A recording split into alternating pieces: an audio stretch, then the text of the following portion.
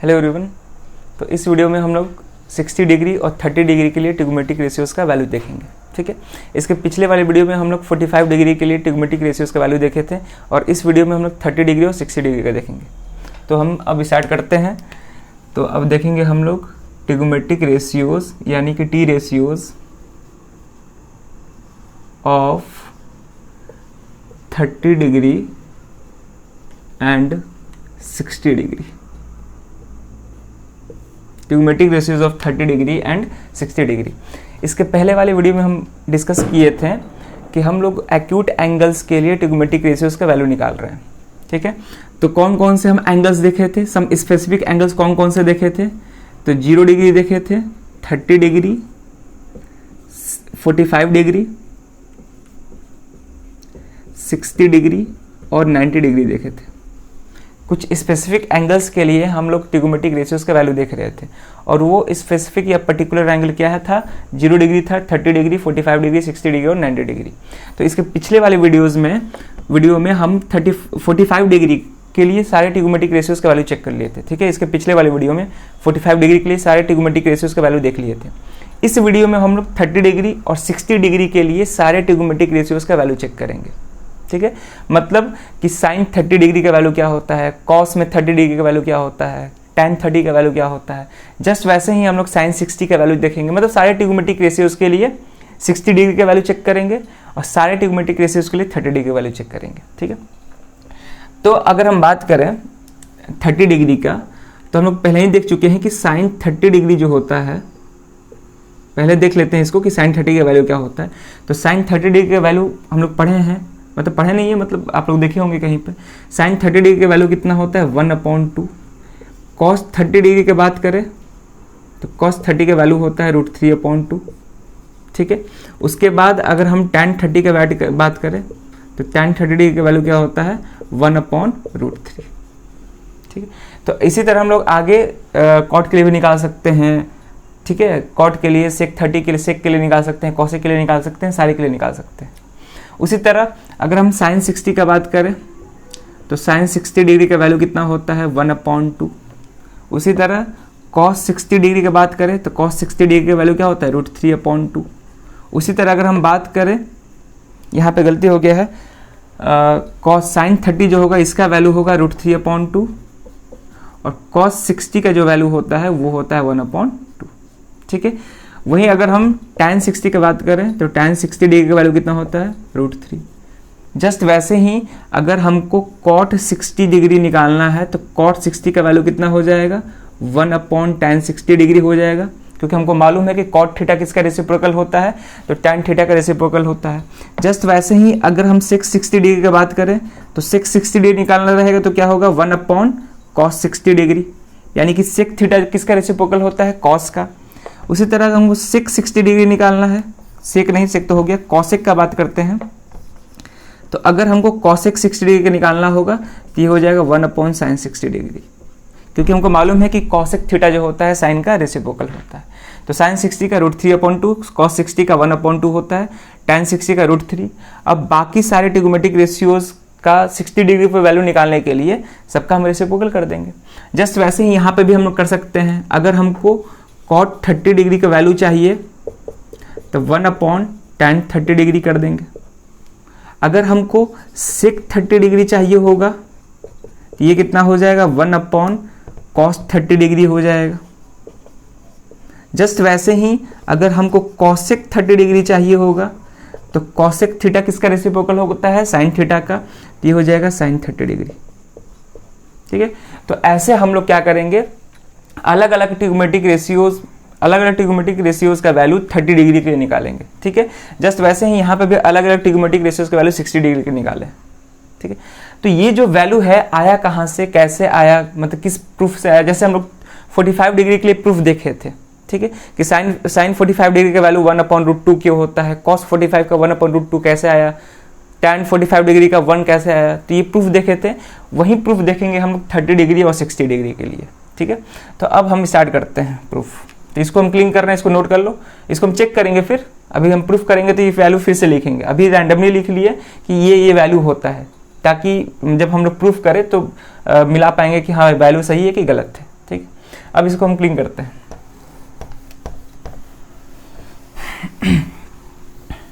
अब देखो,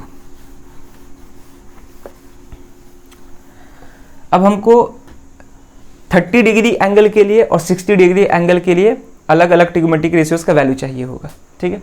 तो पहले हम 30 डिग्री से स्टार्ट करेंगे। 30 डिग्री के लिए सारे ट्रिग्नोमेट्रिक रेशियोज का वैल्यू चेक करेंगे क्या होता है, और 60 डिग्री पे सारे ट्रिग्नोमेट्रिक रेशियोज का वैल्यू क्या होता है वो चेक करेंगे, ठीक है।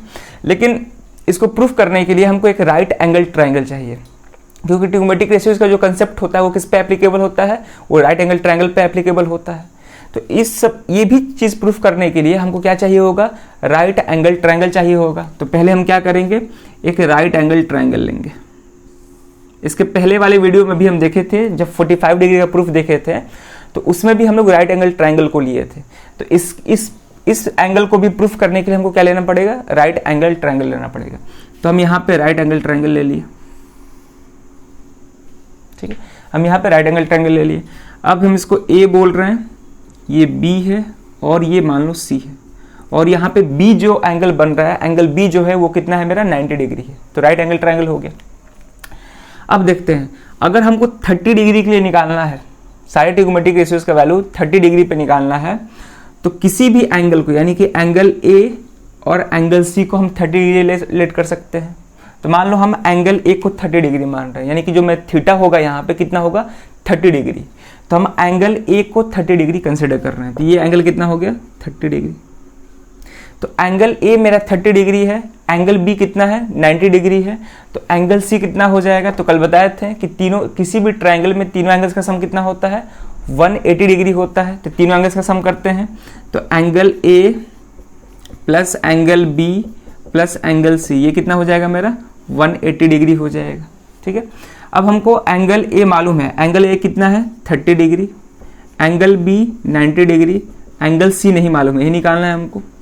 तो इसको ऐड करेंगे तो 120 डिग्री हो जाएगा, plus angle C equal to 180 degree. तो यहाँ से एंगल सी कितना आ जाएगा मेरा, 60 डिग्री आ जाएगा। एंगल सी कितना आ गया, 60 डिग्री। तो ये एंगल सी मेरा कितना हो गया, 60 डिग्री। क्लियर है। तो ये 30 डिग्री है, ये मेरा 60 डिग्री आ गया। क्लियर है यहाँ तक। अब देखते हैं, अब हमको क्या करना होता है कि एंगल तो 30 डिग्री है, लेकिन ट्रिग्नोमेट्रिक रेशियोज जितने होते हैं वो एंगल के साथ साथ साइड के रेशियोज के साथ रिलेशन देते हैं, ठीक है। एंगल का किसके साथ रिलेशन दिखाते हैं, साइड के रेशियोज के साथ। तो हमको साइड के तो लेंथ मानना पड़ेगा ना, जैसे पिछले वाले वीडियो में हम देखे थे कि 45 डिग्री के लिए हम लोग ट्राइंगल में साइड का कुछ लेंथ को हम कुछ माने थे, लेट किए थे। तो जस्ट वैसे ही इस फिगर में भी, इस ट्राइंगल में भी हमको साइड के तो लेंथ मालूम होने चाहिए, ठीक है। तो साइड के लेंथ कैसे मालूम होगा, तो क्वेश्चन में तो साइड का लेंथ नहीं दिया है, ठीक है। जो भी चीज़ हमको प्रूफ करना है तो पहले से ना ही ट्रायंगल दिया है ना ही साइड के लेंथ दिया है, कुछ नहीं मालूम है हमको। तो साइड का लेंथ मानना पड़ेगा, चलो मानते हैं। तो साइड का लेंथ ये कितना हो गया, मान लेते हैं इसको a, ठीक है। स्मॉल a कुछ भी मान सकते हैं, b मान सकते हैं, x मान सकते हैं, कुछ भी मान सकते हैं, ठीक है। हम मान लिए स्मॉल a। क्लियर। अब इस साइड के लेंथ को स्मॉल a मान रहे हैं, तो इस साइड का लेंथ क्या होगा, स्मॉल a तो नहीं होगा ना, क्योंकि ये जो ट्रायंगल है ना, पिछले वाले केस में 45 डिग्री वाले केस में हमको जो राइट एंगल ट्रायंगल मिल रहा था वो हमको मिल रहा था आइसोसेलेस राइट एंगल ट्रायंगल, यानी कि दो साइड का लेंथ क्या मिल रहा था, सेम मिल रहा था। अगर पिछले वाले केस में देखेंगे 45 डिग्री वाले केस में, तो ये साइड का लेंथ और ये साइड का लेंथ सेम मिल रहा था। क्यों, क्योंकि ये एंगल भी 45 था, ये एंगल भी 45 था। तो उस ट्रायंगल में क्या था कि दो एंगल्स इक्वल थे। तो जब दो एंगल्स इक्वल होंगे तो उसके अपोजिट साइड्स भी क्या होंगे, इक्वल होंगे। तो पिछले वाले केस में यानी कि 45 डिग्री वाले केस में क्या था कि उस ट्रायंगल में दो साइड का लेंथ इक्वल था। 45 डिग्री वाले केस में क्या था, उस राइट एंगल ट्रायंगल में दो साइड का लेंथ इक्वल था, ठीक है। ये साइड का लेंथ और ये साइड का लेंथ इक्वल था। ऐसा इसलिए क्योंकि दो एंगल्स उसमें इक्वल थे। क्लियर है यहाँ तक। तो यानी कि उस केस में हमको आइसोसेलेस राइट एंगल ट्रायंगल मिल रहा था, लेकिन इस पर्टिकुलर केस में हमको आइसोसेलेस राइट एंगल ट्रायंगल नहीं मिल रहा है, क्योंकि इसमें तीनों में से कोई भी दो एंगल आपस में इक्वल नहीं है। ये तीनों के तीनों एंगल्स क्या हैं, डिफरेंट है। ये एंगल 30 है, ये 90 डिग्री है, ये 60 डिग्री है। तो तीनों एंगल्स डिफरेंट है कि नहीं है, तीनों एंगल्स डिफरेंट है। तो यानी कि ये जो राइट एंगल ट्राइंगल है वो स्केलर राइट एंगल ट्राइंगल है, यानी कि तीनों एंगल्स इक्वल हैं तो तीनों साइड का लेंथ भी क्या होगा, इक्वल होगा। अगर ये ए है तो ये बी होगा, ये सी होगा, मतलब तीनों साइड का लेंथ क्या होगा, इक्वल होगा। अब यहाँ पे एक दिक्कत आएगा ये कि अगर ये ए है और अगर हम इसको बी मान लेते हैं, ठीक है, तो इसका भी लेंथ निकल जाएगा बाई पाइथागोरस थ्योरम से। हाइपोटेनस का, ये हाइपोटेनस है ना, तो इसका भी लेंथ निकल जाएगा बाई यूजिंग पाइथागोरस थ्योरम। तो निकालिएगा तो ये आएगा square root of A square plus B square, ठीक है ना, क्योंकि हमको पढ़े हैं कि पाइथागोरस थ्योरम क्या बोलता है, H square equal to P square plus B square. तो यहाँ पे पी कितना है मेरा, परपेंडिकुलर ये हुआ तो परपेंडिकुलर है, परपेंडिकुलर का लेंथ क्या है, बी है, तो बी का स्क्वायर इसका प्लस ए का स्क्वायर, तो कितना आ गया, A square plus B square. तो H square root of, H का जो value square root of A square plus B square आ गया। क्लियर है। अब यहाँ पे दिक्कत क्या होगा कि यहाँ पे जो लेंथ अलग अलग है, जैसे कि इसका लेंथ ए है, इसका बी है, इसका कुछ और आ रहा है लेंथ, तो लेंथ अलग अलग होने के चलते हमको 30 डिग्री पे सारे ट्रिगोनोमेट्रिक रेशियोज का जो भी वैल्यू निकल के आएगा एक कांस्टेंट वैल्यू नहीं होगा, वो एक वेरिएबल के टर्म में आएगा, क्योंकि यहाँ पे ए बी ये कैंसिल हो नहीं पाएगा। पिछले वाले केस में क्या देखे थे, पिछले वाले केस में 45 डिग्री वाले केस में क्या देखे थे कि जो भी हम लोग ट्रायंगल लिए थे उसमें तीनों साइड का जो लेंथ था एक ही टर्म में आ रहा था, एक ही टर्म में, स्मॉल ए के टर्म में आ रहा था। तो उससे क्या हो रहा था कि आगे जब हम वैल्यूज निकाल रहे थे ट्रिगोनोमेट्रिक रेशियोज के, तो ए से ए कैंसिल हो जा रहा था, जिसके चलते हमको कांस्टेंट वैल्यू मिल रहा था। लेकिन इस केस में हमको 30 डिग्री के लिए या 60 डिग्री के लिए कांस्टेंट वैल्यू नहीं मिल पाएगा, ट्रिगोनोमेट्रिक रेशियोज का कांस्टेंट वैल्यू नहीं मिल पाएगा, क्योंकि ए तो बी को कैंसिल कर नहीं सकता है, तीनों लेंथ क्या है, डिफरेंट है। तो तीनों लेंथ डिफरेंट होने के चलते कोई भी लेंथ दूसरे लेंथ को कैंसिल नहीं कर पाएगा। ए बी को कैंसिल कैसे कर सकता है, नहीं कर सकता है, ना ही ए इसको कैंसिल कर सकता है, ठीक है, ना ही बी इसको कैंसिल कर सकता है। तो यहाँ पे दिक्कत यही है कि तीनों का लेंथ क्या है, डिफरेंट है, जिसके चलते वेरिएबल्स भी क्या आ रहे हैं, डिफरेंट आ रहे हैं। जब वेरिएबल्स डिफरेंट आएंगे तो हमको कांस्टेंट वैल्यू नहीं मिल पाएगा, हमको वेरिएबल के टर्म में वैल्यू मिलेगा। जैसे sin 30 का वैल्यू क्या होता है, sin 30 का वैल्यू 1/2 होता है, तो 1/2 क्या है, कांस्टेंट वैल्यू है, 1/2 क्या है, कांस्टेंट वैल्यू है, ठीक है। तो अगर हम डिफरेंट वेरिएबल्स का यूज करते हैं प्रूफ करने के लिए अगर हम डिफरेंट वेरिएबल्स का यूज करेंगे तो उस केस में हमको ट्रिगोनोमेट्रिक रेशियोज का कांस्टेंट वैल्यू नहीं मिल पाएगा, ए और बी के टर्म में मिलेगा। तो फिर कांस्टेंट वैल्यू नहीं मिल पाएगा तो कोई फायदा नहीं हुआ, मतलब प्रूफ नहीं कर पाएंगे हम लोग। तो इस केस में क्या करेंगे कि हम लोग डायरेक्टली राइट एंगल ट्रायंगल नहीं लेंगे, ठीक है। 30 डिग्री और 60 डिग्री के प्रूफ में हम लोग डायरेक्टली जो है राइट एंगल ट्रायंगल नहीं लेंगे। हम लोग क्या करेंगे कि पहले इक्विलेटरल ट्रायंगल लेंगे और उस इक्विलेटरल ट्रायंगल को दो पार्ट में डिवाइड करके हम राइट एंगल ट्रायंगल बनाएंगे, ठीक है। वो समझ में आ जाएगा कि हम इक्विलेटरल ट्रायंगल क्यों ले रहे हैं, राइट एंगल ट्रायंगल डायरेक्टली क्यों नहीं लेना है, वो समझ में आ गया। अब हम लोग इक्विलेटरल ट्रायंगल इस केस में लेंगे तो क्यों लेंगे वो भी समझ में आ जाएगा, ठीक है। तो अब हम इसको स्टार्ट करते हैं। तो ये ट्रायंगल हम नहीं ले सकते हैं, तो कौन सा ट्रायंगल लेंगे, तो इस पर्टिकुलर केस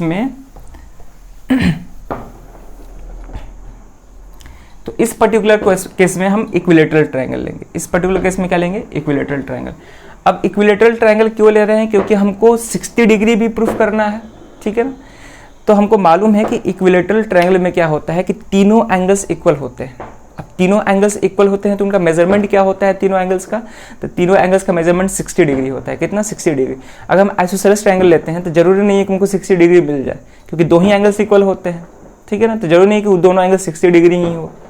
अगर वो दोनों एंगल 60 डिग्री हो जाएगा तो फिर तीसरा जो एंगल होगा वो तो फिर वो भी 60 डिग्री होना पड़ेगा, तो फाइनली वो इक्विलेटरल बन जाएगा, ठीक है। तो इक्विलेटरल ट्रायंगल इसलिए ले रहे हैं क्योंकि हमको 60 डिग्री चाहिए था, ठीक है। तो 60 डिग्री कहाँ मिलता है, इक्विलेटरल ट्रायंगल में। तो हम क्या कर रहे हैं कि एक इक्विलेटरल ट्रायंगल ले रहे हैं, इसका नाम लिख रहे हैं ए बी और सी। ये मेरा क्या है, इक्विलेटरल ट्रायंगल। तो यहाँ पर हम लिख रहे हैं let triangle A B C be an equilateral triangle, be an equilateral triangle,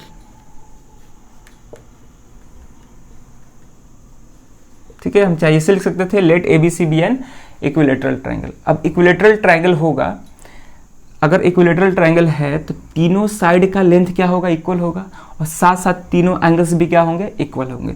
तो देयरफॉर तीनों साइड का लेंथ इक्वल होगा, यानी कि ए बी बराबर होगा बी सी के, और ये किसके बराबर होगा, ए सी के। क्लियर यहाँ तक? तो तीनों साइड का लेंथ इक्वल हो गया, यानी कि ए बी जो है बी सी की इक्वल है, और बी सी किसके इक्वल है, ए सी की इक्वल है। वही चीज़ लिखे हैं। अब जब साइड का लेंथ इक्वल होगा तो तीनों एंगल्स भी क्या होते हैं, आपस में इक्वल होते हैं, यानी कि एंगल ए जो होगा एंगल बी के इक्वल होगा, और ये किसके इक्वल होगा, एंगल सी के इक्वल होगा। क्लियर है यहाँ तक? चलो, लेकिन हम लोग तो इक्विलेटरल ट्रायंगल पे ट्रिगोनोमेट्रिक का कंसेप्ट नहीं लगा सकते हैं, तो हमको क्या चाहिए होगा, एक राइट एंगल ट्रायंगल चाहिए होगा। ठीक है, राइट एंगल ट्रायंगल चाहिए होगा।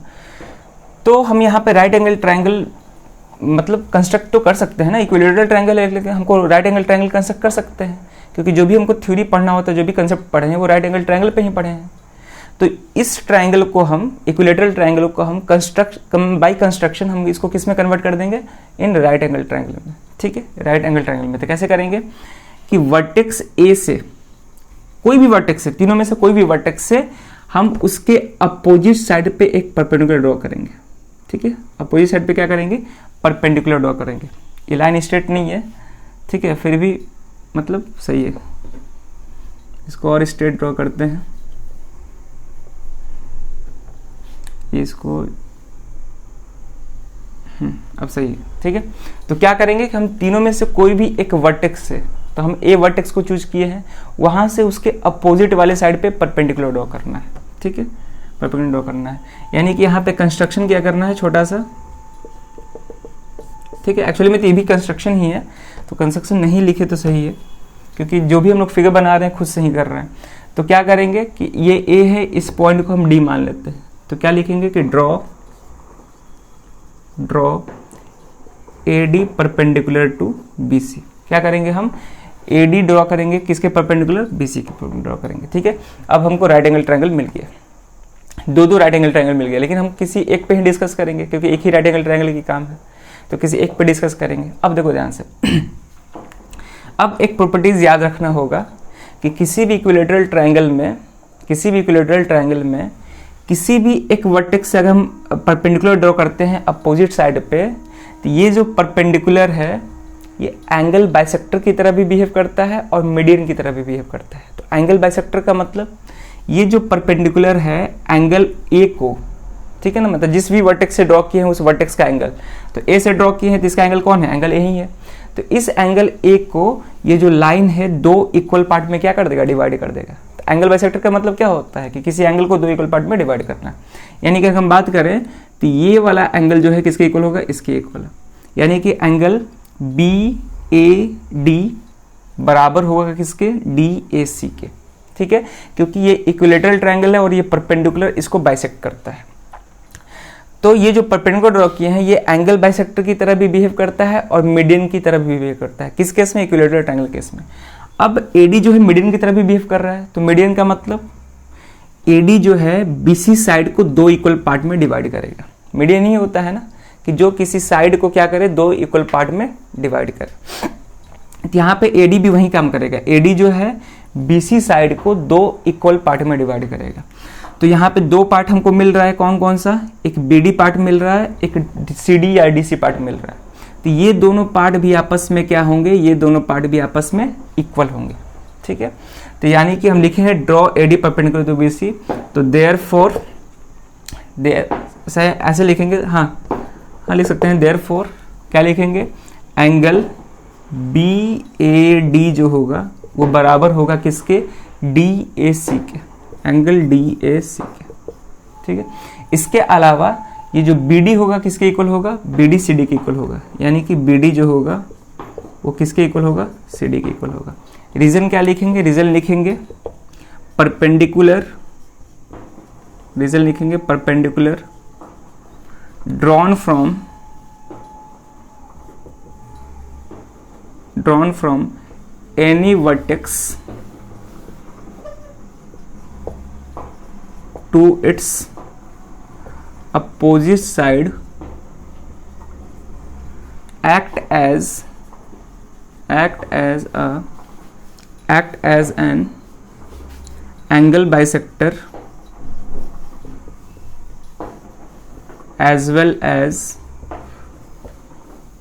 As a median. ठीक है, किस ट्राइंगल में? तो लिखोगे in an equilateral triangle, equilateral triangle में, इक्विलेटरल ट्राइंगल। ठीक है ना, ये केवल किस में होता है? इक्विलेटरल ट्राइंगल में होता है। तो क्या लिखे हैं? Perpendicular drawn from any vertex to its opposite side act as an angle bisector as well as a median in an equilateral triangle. ठीक है, तो ये जो परपेंडिकुलर है एंगल बाइसेक्टर की तरह भी बिहेव कर रहा है और मीडियन की तरह भी बिहेव कर रहा है।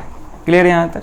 चलो, तो यहाँ से हमको दो इन्फॉर्मेशन मिला कि ये एंगल इसके इक्वल होगा और BD जो है किसके इक्वल होगा? CD के इक्वल होगा। क्लियर है यहाँ तक? BD किसके इक्वल होगा? CD के इक्वल होगा। अब हम कुछ देखते हैं। अब हमको साइड के लेंथ मानना पड़ेगा कुछ।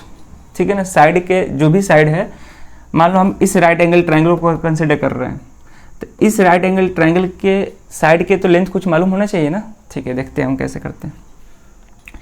तो अगर हम इस पूरे इक्विलेटरल ट्राइंगल की बात करें तो तीनों साइड तो इक्वल है।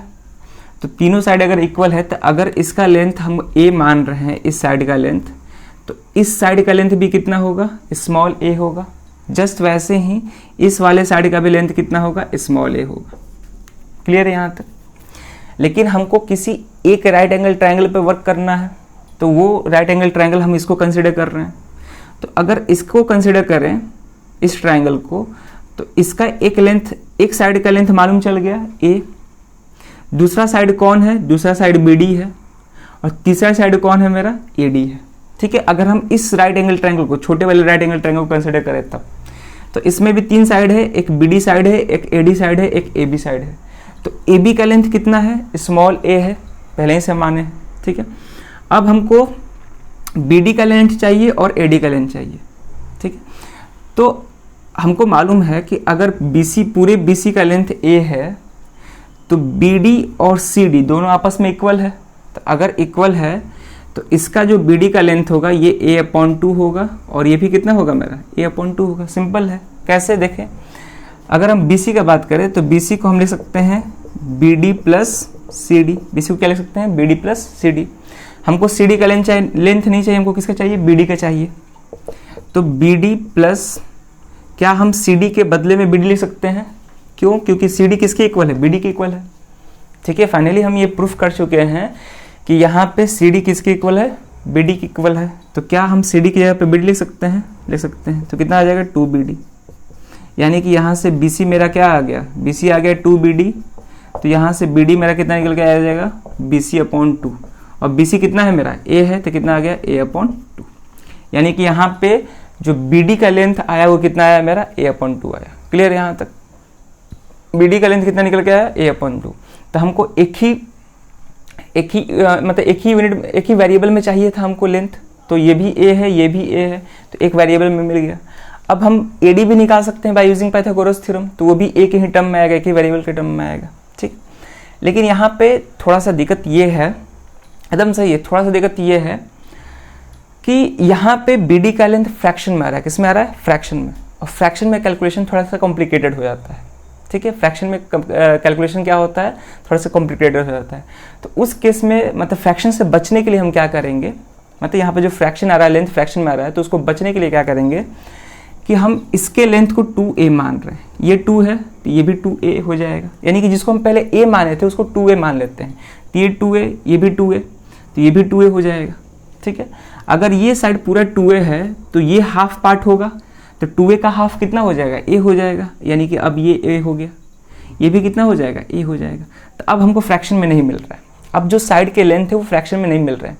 अब आसानी से हम कैलकुलेशन कर सकते हैं। ठीक है, तो हम जो इक्विलेटरल ट्राइंगल है उसके साइड के लेंथ को हम 2a मान के चल रहे हैं ताकि हमको आगे फ्रैक्शन न मिल सके। ठीक है, यहाँ पे हमको फ्रैक्शन मिल रहा था BD का लेंथ, अब इस केस में हमको फ्रैक्शन में नहीं मिल रहा है, सिंपली स्मॉल a मिल रहा है।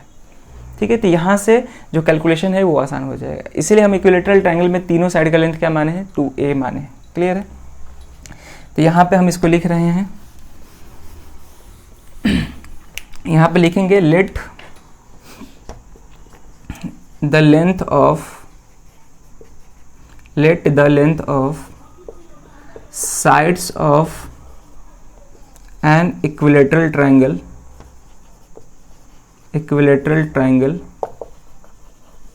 B2A, ठीक है। 2A यूनिट होता है, 2A यूनिट का मतलब सेंटीमीटर, मीटर, कुछ भी कर सकते हैं। यानी कि यहाँ पे इक्विलेटरल ट्राइंगल के साइड के लेंथ को कितना माने हैं, 2A मान के चल रहे हैं।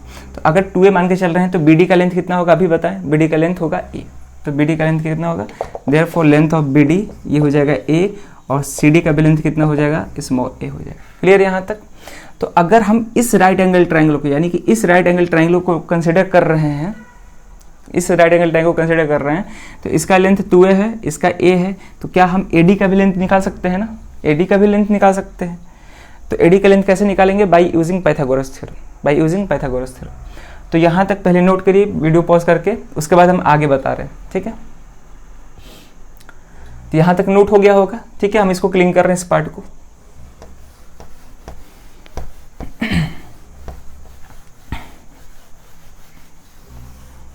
इस पार्ट को हम क्लीन कर रहे हैं, अब आगे देखते हैं, ठीक है। अब हम बात करेंगे, हमको AB का लेंथ मिल गया, लिखेंगे इन राइट ट्राइंगल, कौन सा ट्राइंगल कंसिडर कर रहे हैं फॉर कैलकुलेशन, तो कैलकुलेशन करने के लिए, यानी कि प्रूफ करने के लिए हम लोग ट्राइंगल ADB को कंसिडर कर रहे थे। In right triangle ADB we have, हमको क्या क्या अभी तक मिल चुका है, तो हम लोग AB का लेंथ निकाल चुके हैं, ठीक है ना, मतलब लेट किए हैं। AB का लेंथ कितना है, तो AB का लेंथ है 2A, ठीक है।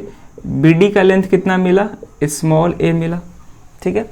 BD का लेंथ स्मॉल a मिला। अब हमको किसका लेंथ चाहिए, AD का लेंथ चाहिए, तो लिखेंगे देयरफॉर बाय पाइथागोरस थ्योरम, ठीक है।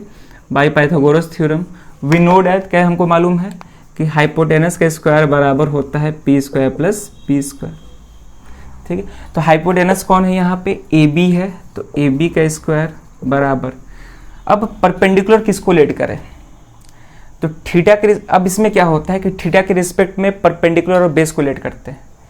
तो अभी तक हम थीटा तो कंसिडर नहीं किए कि क्या थीटा होगा।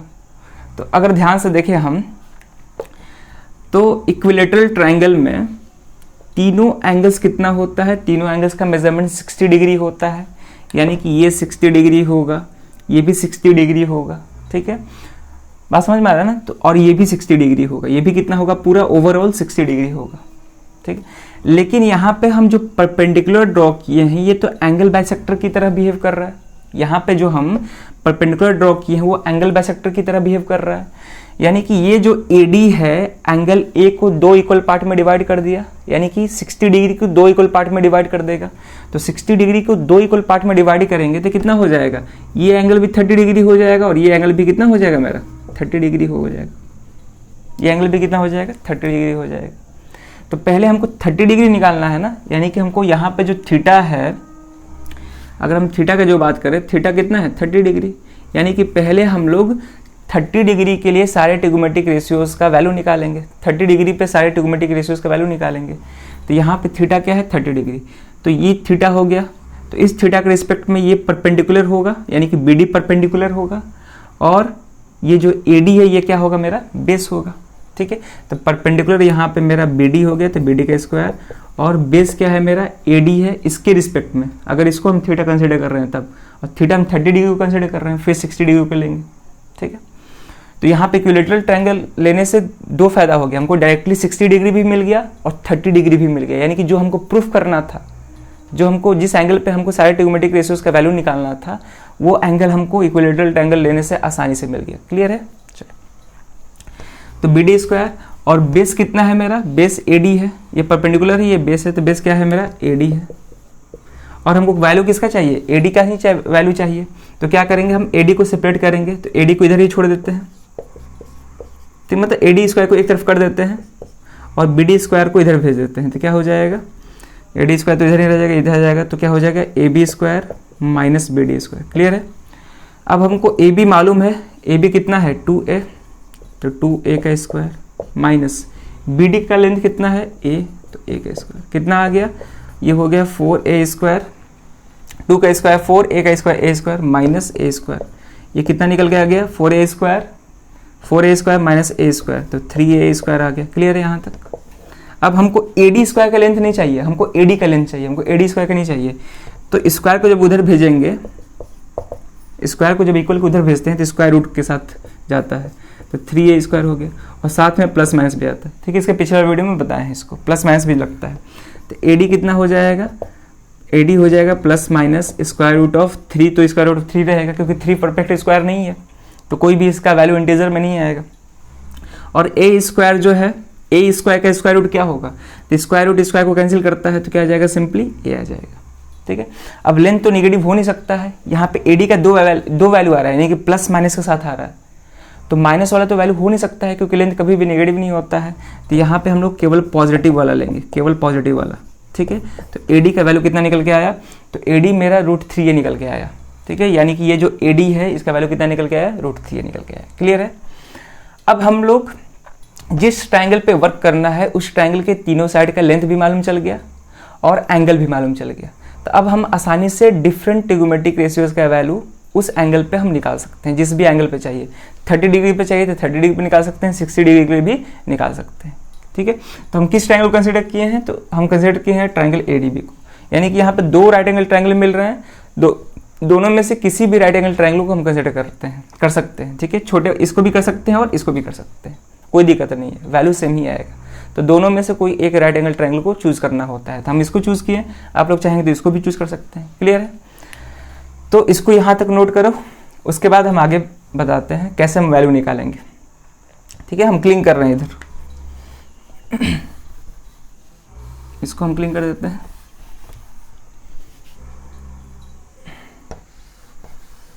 तो यहाँ पे हमको पाइथागोरस थ्योरम से AD का भी वैल्यू निकल गया। AD कितना है मेरा, AD है √3। ठीक है, AD कितना है, AD का लेंथ है √3। चलो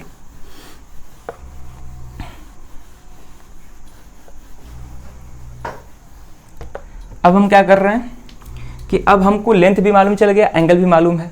ठीक है, अब आसानी से हम 30 डिग्री का वैल्यू अलग अलग ट्रिगोमेट्रिक रेशियोज पे निकाल सकते हैं। तो अब लिखेंगे now values of different value लिखते हैं आप, value of different trigonometric ratios for angle 30 degree. ठीक है, तो value of different trigonometric ratios for angle 30 degree, यानी कि 30 डिग्री के लिए अलग अलग ट्रिगोमेट्रिक रेशियोज का वैल्यू क्या होगा आप देखेंगे। ठीक है, तो पहला हम बात करेंगे साइन थीटा के लिए, साइन के लिए। तो यहाँ पे थीटा कितना है मेरा, थीटा तो 30 डिग्री है, तो साइन थीटा कितना है 30 डिग्री, तो साइन 30 हो जाएगा। ठीक है, तो साइन 30 बराबर, तो हमको मालूम है कि साइन थीटा क्या होता है मेरा, साइन थीटा होता है perpendicular upon hypotenuse. Cos theta का बात करें तो बेस अपॉन हाइपोटेनस। अगर हम टैन थीटा का बात करें तो ये होता है मेरा परपेंडिकुलर अपॉन बेस, ये तो आता ही होगा। ठीक है, अगर हम कॉट का बात करें तो कॉट थीटा जो होता है टैन का रेसिप्रोकल होता है, या फिर हम इसको बोल सकते हैं b अपॉन p। अगर सेक थीटा का बात करें तो ये कॉस का रेसिप्रोकल होता है, यानी कि हम इसको h अपॉन b लिख सकते हैं। और अगर कॉसेक थीटा का बात करें तो कॉसेक थीटा साइन का रेसिप्रोकल होता है, यानी कि हम इसको h अपॉन p भी लिख सकते हैं। क्लियर यहाँ तक। चलो, तो साइन थीटा क्या होता है, sine theta p upon h होता है, तो इस थीटा के लिए p क्या होगा BD, h क्या होगा हाइपोटेनस, तो AB होगा। अब BD का लेंथ देखते हैं, BD का लेंथ a है, AB का लेंथ कितना है 2a, कितना आ गया, a से a कैंसिल आ गया 1/2, यानी कि साइन 30 डिग्री का वैल्यू कितना होता है 1/2 होता है। अब दूसरा बात करते हैं कॉस 30 डिग्री। तो कॉस थीटा क्या होता है, बेस अपॉन हाइपोटेनस, तो इस थीटा के लिए बेस क्या होगा AD, हाइपोटेनस फिर से AB ही होगा, हाइपोटेनस चेंज नहीं होगा। AD का लेंथ कितना है तो √3a, और AB कितना है मेरा, AB का लेंथ 2a है। ठीक है, AB का लेंथ 2a, a से a कैंसिल हो गया, कितना आ गया √3/2, यानी कि cos 30 डिग्री का भी वैल्यू मालूम चल गया कितना, √3/2। तो cos 30 डिग्री का वैल्यू कितना होता है, √3/2 होता है। अब हम बात करते हैं tan 30 डिग्री। तो tan थीटा कितना होता है, तो tan theta p upon B, यानी कि परपेंडिकुलर अपॉन बेस। तो परपेंडिकुलर कौन है मेरा, BD, और बेस क्या है, बेस की तरह कौन एक्ट कर रहा है, तो AD। BD का लेंथ A, AD का लेंथ कितना है, √3a, कितना आ गया, A से A कैंसिल हो गया, 1/√3, यानी कि हमको tan थर्टी का भी वैल्यू मिल गया। tan थर्टी का वैल्यू कितना होता है, 1/√3 होता है। तो जस्ट वैसे ही जैसे tan 30 की वैल्यू निकल गया, वैसे ही हम बारी बारी से cot 30, sec 30 और cosec 30 का निकालेंगे। तो यहाँ पर देखते हैं चौथा cot 30 डिग्री, तो इस वाले साइड को हम क्लीन कर रहे हैं यहाँ पे, ठीक है। तो cot 30 डिग्री क्या होता है, तो cot थीटा जो होता है tan का रेसिप्रोकल होता है। cot थीटा क्या होता है, tan का रेसिप्रोकल, ये क्या हो जाएगा 1/tan 30 डिग्री, तो ये कितना हो जाएगा 1/tan 30 का वैल्यू कितना आया है, tan 30 का वैल्यू 1/√3, तो ये रेसिप्रोकल करेंगे, डिवाइड करेंगे तो कितना हो जाएगा, ऊपर चल जाएगा तो √3 ही आएगा। क्लियर है। पांचवा है cot के बाद क्या आता है, cot के बाद sec 30 डिग्री, तो sec थीटा किसका रेसिप्रोकल होता है, cos का, तो 1/cos 30 डिग्री, तो 1/cos 30 डिग्री का वैल्यू कितना है, √3/2, तो √3/2 का रेसिप्रोकल करेंगे तो 2 ऊपर चल जाएगा, तो 2/√3 हो गया। क्लियर है यहाँ तक। चलो अब हम बात करते हैं लास्ट, वो है कॉसेक, ठीक है। यहाँ पे बात करते हैं कॉसेक 30 डिग्री, ठीक है। तो कॉसेक थीटा साइन थीटा का रेसिप्रोकल होता है, तो ये कितना हो जाएगा 1/sin 30 डिग्री, 1/sin 30 डिग्री का वैल्यू 1/2, तो 1/2, तो 1/2 का रेसिप्रोकल करेंगे तो 2 ऊपर चल जाएगा, 2 वैल्यू हो गया, ठीक है। तो यहाँ पे हम लोग 30 डिग्री एंगल पे सारे ट्रिग्नोमेट्रिक रेशियोज का वैल्यू निकाल लिए, ठीक है। अब इन सारे वैल्यूज को याद रखना है। ऐसे हम लास्ट में सारे बताने के बाद लास्ट में हम तो टेबल बताएंगे ही कि कैसे, मतलब ट्रिक भी बताएंगे कि कैसे याद रखना है, ठीक है। तो sin 30 का वैल्यू कितना आ रहा है 1/2, cos 30 का √3/2, tan 30 का 1/√3, इसका √3, sec 30 का 2/√3 और cosec 30 का कितना आ गया 2 आ गया, ठीक है। तो अभी फिलहाल के लिए थोड़ा बहुत रिवाइज करते रहिएगा, लास्ट में तो हम ट्रिक बता ही देंगे और टेबल भी बना देंगे कि टेबल बना के कैसे हम याद करते हैं, ठीक है। क्लियर है। अब इसको नोट कर लीजिए, उसके बाद हम आगे 60 डिग्री का देखते हैं, 60 डिग्री का, ठीक है। इसको नोट कर लीजिए, वीडियो पॉज करके हम 60 डिग्री देख रहे हैं।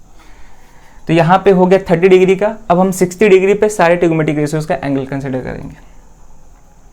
तो यहाँ पे सारा वही चीज रहेगा, value of different trigonometric ratios for angle अब 60 डिग्री हो जाएगा। 30 डिग्री था, अब यहाँ पे हम कर देते हैं 60 डिग्री, 60 डिग्री, ठीक है। अब हम इसको केवल क्लीन कर रहे हैं, इसको हम क्लीन कर रहे हैं और यहाँ पे 60 डिग्री हो जाएगा, जहाँ पे 30 डिग्री है वहाँ पर 60 डिग्री हो जाएगा, ठीक है। इसको भी हम करते हैं क्लीन। अब यहाँ पे मेरा थीटा क्या होगा, तो अब इस केस में जो थीटा होगा मेरा अब 60 डिग्री हो जाएगा। अब इस वाले केस में थीटा क्या हो जाएगा 60 डिग्री। अब 60 डिग्री कौन है, ये है, ठीक है। तो अब ये थीटा की यानी कि एंगल बी जो है वो अब थीटा की तरह बिहेव करेगा। तो अब थीटा कौन होगा मेरा, एंगल बी होगा जो कि 60 डिग्री है। तो साइन 60 डिग्री, कॉस 60 डिग्री और tan 60 डिग्री देखते हैं बारी बारी से सबका, ठीक है। तो अगर ये थीटा अगर कंसिडर करेंगे, यानी कि इस एंगल को हम थीटा कंसिडर कर रहे हैं, तो इस एंगल के सामने वाला साइड कौन है, AD है, तो ये परपेंडिकुलर हो जाएगा, ये परपेंडिकुलर हो जाएगा AD इस थीटा के रिस्पेक्ट में, ये परपेंडिकुलर, ये बेस और ये हाइपोटेनस, ठीक है। तो साइन थीटा क्या होता है P/H, तो P यहाँ पे कौन एक्ट कर रहा है, तो AD साइड कर रहा है, ठीक है।